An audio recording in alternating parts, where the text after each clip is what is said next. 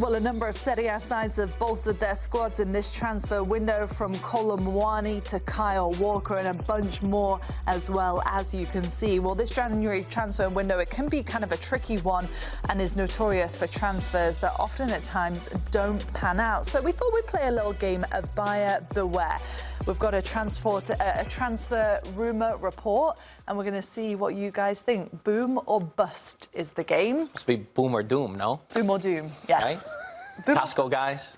Yeah. He's a big Costco fan. Are you, Grella? Have you ever been in a Costco in your life? My wife goes to Costco. I know that it's it's a great store. Have you seen the guys on social media? The guys on social media that go to Costco. No. They do boom or doom? No. Wow. Your kids will know. My wife goes to Costco. Me and Nigel You don't surprise know me. boom or doom. You It see, must be American. Okay, so that makes three of us. Good start to the game. Let's start with Santi Giménez to Milan. If this goes through, will it be a boom or bust? Should it happen, Marco?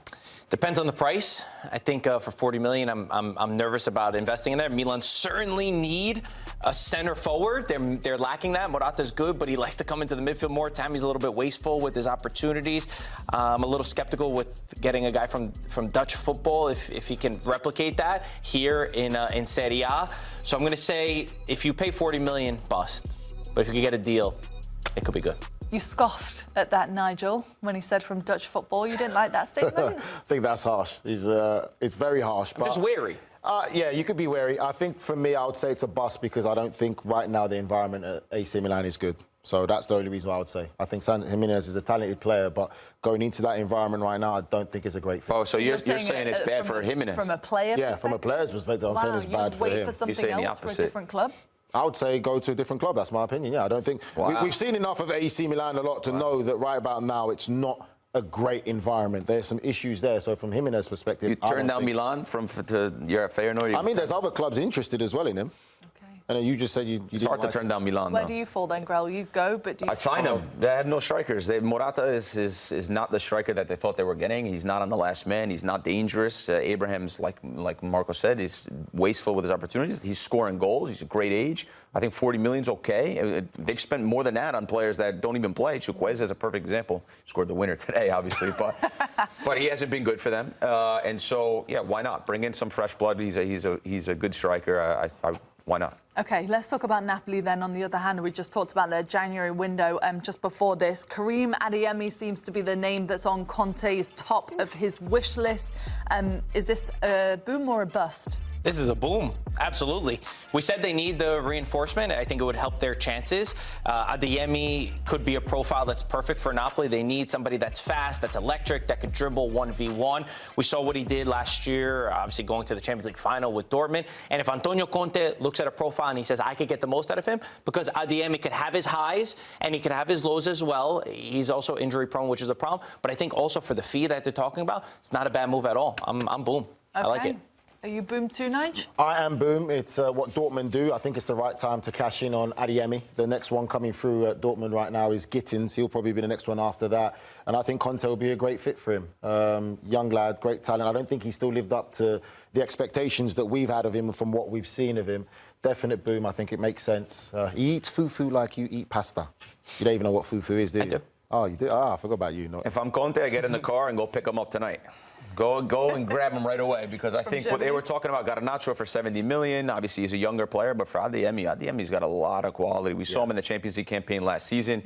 What he can do with the ball at his feet, what he can do with runs behind. I think he has a lot of different aspects to his game, and for the price, I mean, go and pick him up tonight. OK, so that's all positive then. What about Manchester United? They are reportedly interested in Lecce's Dorgu. Is this a boom or a bust? I mean, you mentioned just from a player's perspective, is Manchester United a club that you feel like you could go to and succeed at the minute?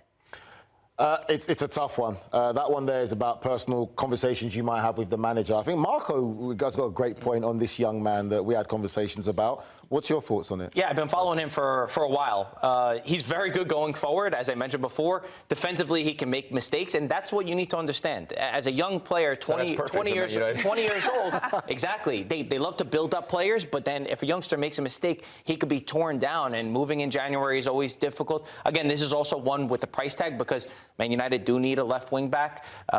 He's seen as one of the bright Danish talents coming through.